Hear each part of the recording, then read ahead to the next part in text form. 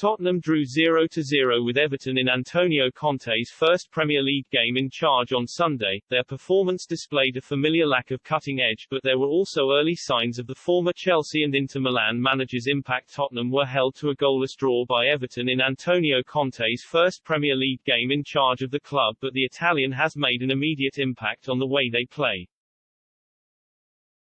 Sunday's stalemate made it 3 Premier League games without a win for Spurs and 2 in a row in which they have failed to register a shot on target following the 3-0 loss to Manchester United. Their poor start to the season under Nuno Espirito Santo has left them with ground to make up in the top 4 race, and Conte said last week it will take time to turn their fortunes around. But the former Chelsea manager, who oversaw a chaotic 3-2 win over Europa Conference League opponents Vitesse in his first game at the helm last week, did at least show how he is attempting to put his stamp on the side in their draw at Goodison Park. Conte has wasted no time in changing Tottenham's shape, doing away with Nuno's 4-2-3-1 formation and switching to the 3-4-3 system which has brought him so much success in the past.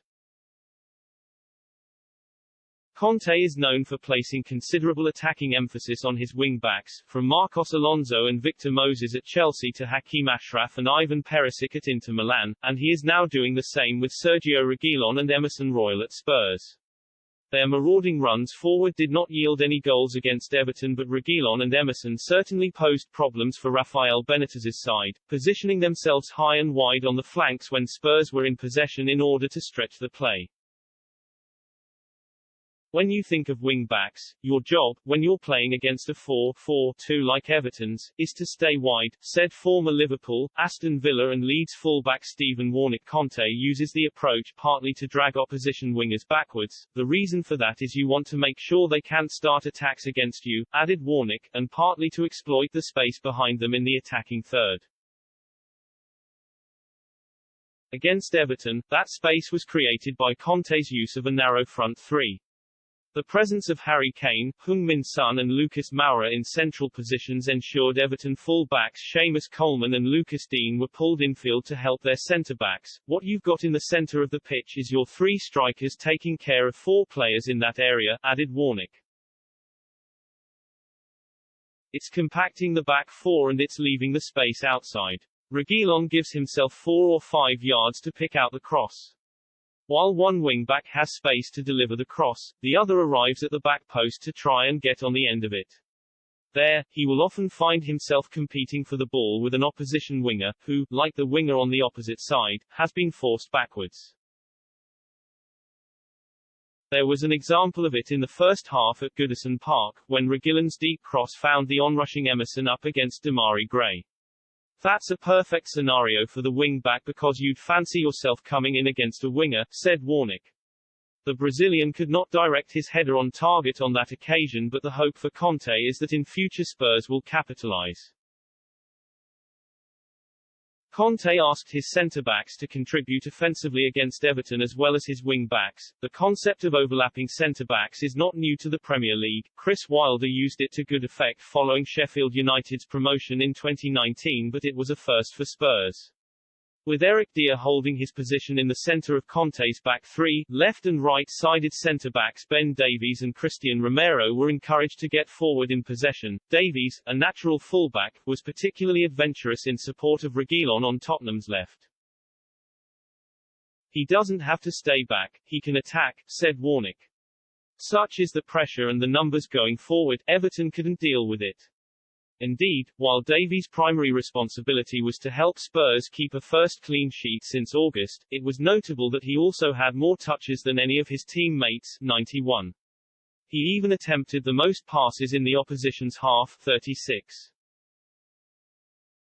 At times, Davies charged forward without even touching the ball but instead making decoy runs intended to create space for others. By giving Davies and Romero license to push forward in that way, Conte had another means of destabilizing Everton's defensive shape and allowing Spurs to outnumber them. There are overloads all over the pitch and that's what HE's trying to create, said Warnock.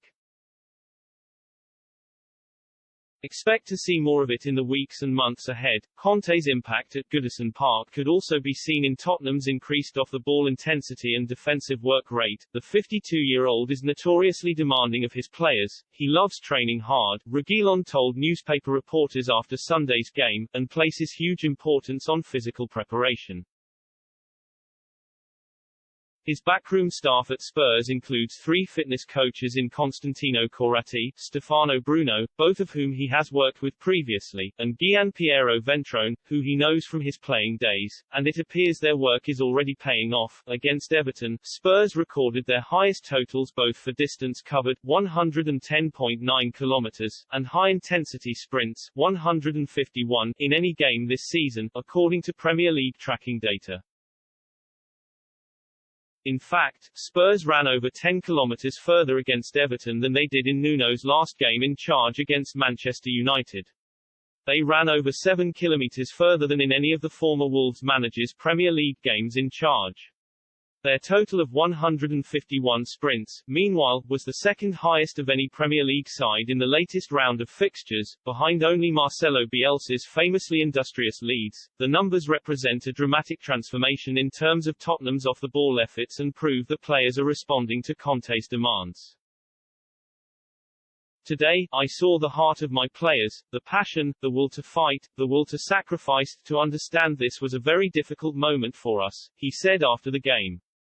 To see this makes me more confident for the future, for all the encouraging signs. However, Tottenham's performance against Everton also underlined the scale of the challenge Conte faces to restore the side's creativity and goal threat.